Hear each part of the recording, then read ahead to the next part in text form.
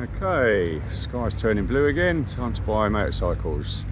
Right, here's a really nice RT that's just come in. Last owner part X'd it for something smaller. Bought this with a specific trip in mind, the Northwest 500 around Scotland. Wanted something big and comfortable. He bought it, immediately had the valve clearances done, big service. Did the trip, said no problems whatsoever, and then didn't really need such a big bike for day to day, so I traded it in with us for a MT-09. So I said it was faultless, absolutely loved riding it there, but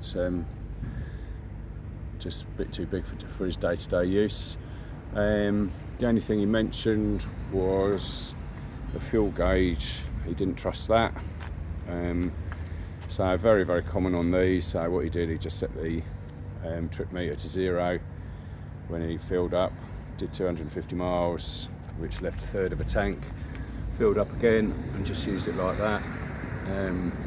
If you're looking at any BMWs sort of below 2016, always check the fuel gauge when you buy it, so you may well find that they're not working. Unfortunately, if they're not used a lot, fuel gauges do tend to dry out a little bit, and can be a bit of a problem on BMWs. Anyway, just be upfront about that. So it's a really clean one.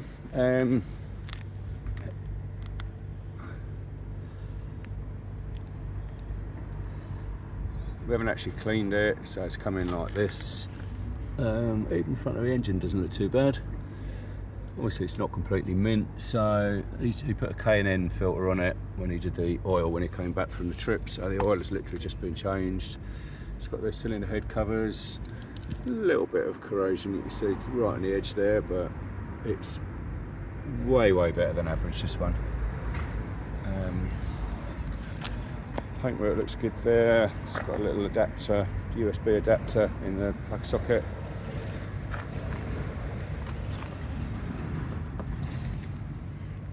Seats look good, heated seats because it's the SE model. A few marks on the pannier you can see. To be honest, a lot of those are actually on a plastic coating it's got, so it has got a couple of scratches on it there. Exhaust looks good. The actual downpipes and link pipes look brilliant. Usually they're quite rusty at this age. See the rear wheel, it's got a bit of paint lifting on it.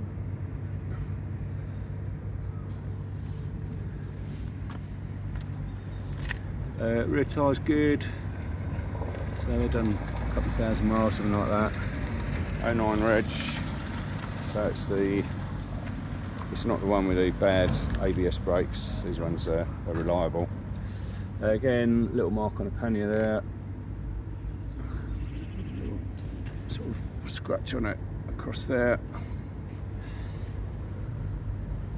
a little bit of surface corrosion on there. It's just a bit of mud. Like I say, we haven't actually cleaned it, so it is a very clean bike.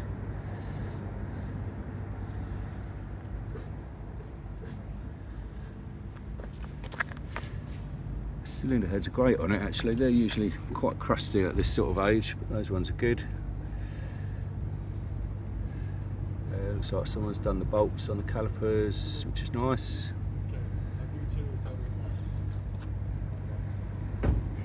Paint off there on the wheel.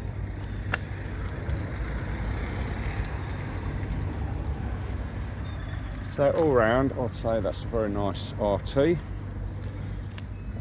Just had the big service done, like we said, so all up to date, ready to go, fresh oil in it. Done 43,437 miles. Plenty of life left in that one. So being the top spec one, it's got the heated seats, heated grips, onboard computer, electronic suspension, cruise control, which he said was a godsend going up the motorway, electric screen, which is working. It's another thing you need to check on these, and traction control. Start it up. So it starts on the button. flashing lights will go out once it starts moving. Engine sounds absolutely spot on, sounds brilliant. This is, I'd say, a very, very good RT. Just note the fuel gauge. He said it sort of worked, but he didn't want to trust it, so I will pass that information on that he passed on to us. And it's also got the colour-coded top box, which is quite an expensive extra on these. Big top box, all operated by the same key. So that's a bit of a long-winded one, but I wanted to show you how nice the bike was.